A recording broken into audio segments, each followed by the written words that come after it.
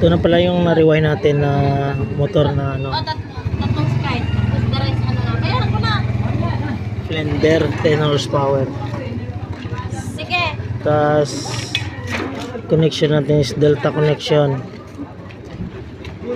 Ayan. Delta. Line 1, line 2, line 3. U1, B1, W1, W2, U2, B2. Ayan, check natin yung resistance.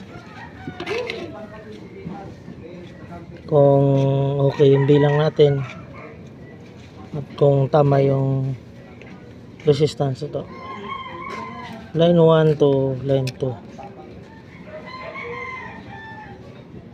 1.3. Line 1 to line 3. 1.3. Line 3 to line 2. 1.3. Okay. Ibig sabihin okay yung bilang natin. Tama yung bilang natin. Pati laki. Rolyo parehas. Okay. Thank you.